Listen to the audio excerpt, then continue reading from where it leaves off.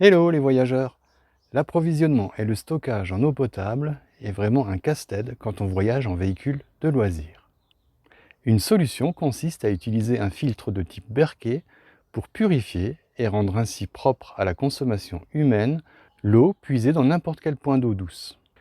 Dans cette vidéo, après vous avoir expliqué le principe de fonctionnement d'un filtre à gravité, je vous donnerai les raisons qui m'ont motivé à le fabriquer moi-même plutôt qu'en acheter un prêt à l'emploi dans le commerce. Ensuite, je vous montrerai étape après étape comment je l'ai réalisé et comment je l'ai installé dans mon camping-car. À la fin de la vidéo chiffre à l'appui et après quelques temps d'utilisation, nous verrons si la réalisation d'un tel type de filtre est vraiment rentable. Alors, prêt pour la démo? Générique!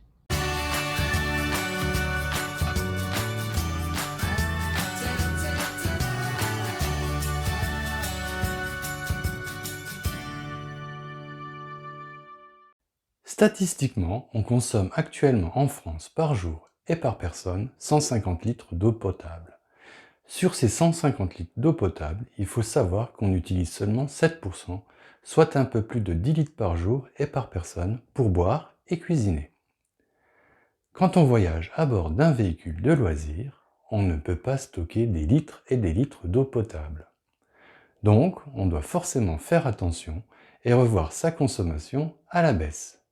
Pour vous dire, en voyage, je consomme personnellement environ 3 à 4 litres d'eau potable par jour. Comme la plupart des voyageurs nomades, et pour être sûr de boire de l'eau de bonne qualité, j'achetais des packs de bouteilles minérales en supermarché. L'inconvénient, c'est que ça pèse très vite lourd, que ça prend beaucoup de place, mais surtout que ça génère des quantités dingues de déchets plastiques. Et ça, c'est pas bien pour notre planète. J'ai alors tenté de stocker de l'eau dans des jerrycans en plastique alimentaire en y ajoutant des pastilles du style micropur. Mais entre le goût du plastique et celui du chlore, fallait vraiment avoir soif. Franchement, ça dépanne, mais c'est pas concluant. En cherchant une solution sur le net, je suis tombé sur les fontaines de table type Berkey. Elles sont composées de 2 cuves superposées. La première, celle qui accueille l'eau à filtrer, est munie d'un ou plusieurs filtres en céramique renfermant du charbon actif.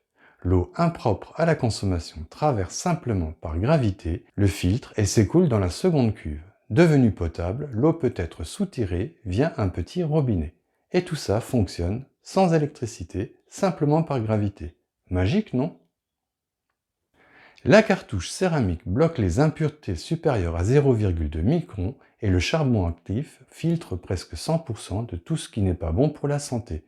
Métaux lourds, plomb, arsenic, fer, mercure, chlore, pesticides, produits pharmaceutiques, médicaments, bactéries et virus et plein d'autres trucs encore.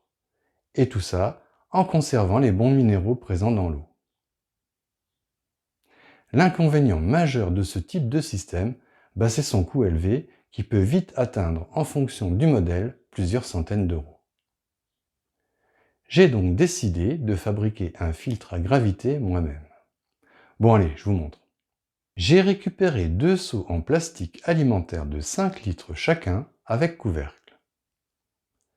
J'ai acheté sur internet une cartouche Super Sterasil de marque Doulton, je vous mets le lien dans le descriptif de la vidéo, et un robinet de vidange.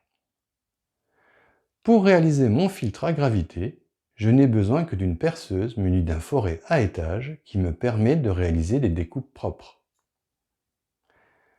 La première étape consiste à percer en son milieu le fond du premier seau, celui qui accueillera le filtre, et d'y créer un orifice permettant d'insérer l'embout fileté de la cartouche filtrante. Pour repérer le centre du fond du seau, rien de plus facile. Il suffit de percer à l'endroit où le plastique a été injecté en usine. Je répète l'opération sur le couvercle du deuxième seau, celui qui recueillera l'eau filtrée. Sur ce deuxième seau, je perce un trou en façade permettant l'installation du robinet de soutirage.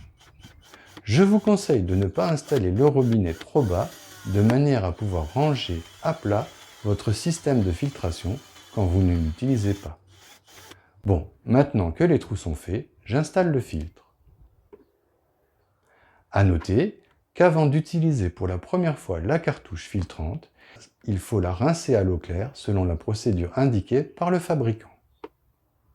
Maintenant que ça c'est fait, je passe l'embout fileté de la cartouche dans l'orifice du premier seau, puis dans l'orifice du couvercle. Je visse l'écrou pour solidariser l'ensemble. Et voilà, mon système de filtration est opérationnel. Facile, non? À noter que pour des raisons esthétiques, j'ai retiré l'anse du seau inférieur, mais j'ai gardé celle du seau supérieur pour pouvoir plus facilement transporter le système de filtration. Mais attention, uniquement quand il est vide. S'il est plein, vous allez droit à la catastrophe. Bon, allons voir ce que ça donne dans mon camping-car. Mon système de filtration trouve facilement sa place entre le bloc cuisine et la table. Comme il est relativement peu encombrant, 22 cm de diamètre pour 40 cm de hauteur, il n'empêche pas l'utilisation de la tablette rabattable de la gazinière. Le robinet de vidange étant déporté, il permet facilement le soutirage de l'eau propre. Pour que mon système ne se balade pas quand je roule, je l'ai calé à l'aide de 3 taquets en bois et j'ai maintenu le tout avec une sangle. Comme ça, même si j'emprunte une route sinueuse ou une piste en tôle ondulée, même s'il est plein, le système reste solidement fixé et rien ne bouge. Bon, il ne me reste plus maintenant qu'à le tester. Pour ce faire, je puise de l'eau dans mon bassin de jardin.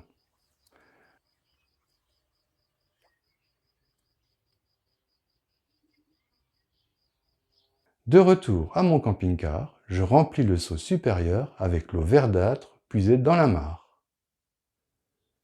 Après quelques heures de filtration, je soutire via le robinet de vidange l'eau de la mare qui est supposée être devenue maintenant propre à la consommation humaine.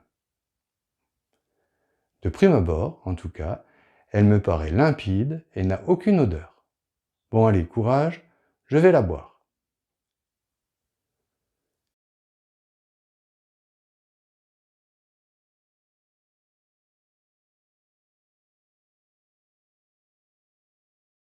Si la vidéo s'arrête là, c'est que je n'ai malheureusement pas survécu à l'expérience. Bon, comme vous pouvez le constater, j'ai survécu. L'eau que j'ai bue n'avait aucun goût désagréable et était, je suis d'ailleurs là pour en attester, donc potable. Mais plus sérieusement, qu'en est-il de la rentabilité d'un tel système? La réalisation de ce système fait maison m'a coûté une cinquantaine d'euros. C'est essentiellement le prix de la cartouche filtrante qui plombe la facture. Mais pour la somme de 50 euros, je vais pouvoir filtrer pas moins de 1500 litres d'eau. Le prix du litre d'eau potable me revient donc à 0,033 euros. Et quand après avoir filtré 1500 litres d'eau, je devrais changer la cartouche filtrante, le prix de revient du litre d'eau potable baissera à 0,023 euros, compte tenu du fait que je n'aurai plus à acheter le robinet de vidange. En comparaison, et en ne consommant que de l'eau minérale en bouteille plastique, le prix du litre me revient à 0,27 euros, soit 10 fois plus cher. Mais sur le long terme, c'est seulement après avoir filtré 185 litres d'eau que j'aurai amorti le coût de mon système de filtration fait maison. En même temps, 180 litres d'eau potable, c'est ma consommation personnelle pour une cinquantaine de jours de voyage. Donc c'est rentable.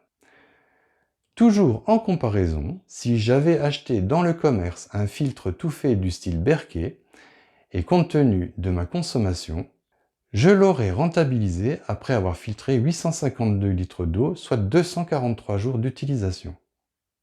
Donc, et en fonction de mes besoins personnels en eau potable, je pense qu'avoir fabriqué moi-même un filtre à gravité est vraiment une bonne idée. Je n'y vois que des avantages. Ne plus avoir à me soucier à trouver et surtout à stocker de l'eau potable. Dorénavant, une simple fontaine, une rivière, un torrent, un lac, un étang, bref, n'importe quel point d'eau douce fait l'affaire. Ne plus être tributaire des sociétés d'embouteillage d'eau minérale pour boire une eau de qualité et contribuer de ce fait activement à la sauvegarde de notre planète en diminuant ma production de déchets plastiques. Enfin, réduire considérablement mon budget d'eau lorsque je voyage. Bon, pour conclure, pour être tout à fait honnête avec vous, ce système de filtration a quand même un gros inconvénient. C'est le temps de filtration, souvent interminable. Plus l'eau est chargée, plus la filtration est longue. Mais bon, une fois qu'on le sait, on s'adapte en conséquence. Personnellement, je débute la filtration en début de soirée. Comme ça, l'eau a le temps d'être filtrée durant toute la nuit et est prête à être consommée dès le lendemain matin. Je vous mets quelques liens utiles dans le descriptif de la vidéo. Comme d'habitude, si vous avez des questions ou des réactions, laissez-les moi en commentaire, j'y répondrai volontiers. Si vous avez aimé cette vidéo, merci de la liker, de la commenter, de la partager et de vous abonner à ma chaîne. Et en attendant de vous retrouver pour de nouvelles aventures, n'oubliez pas, le monde appartient à ceux qui le parcourent.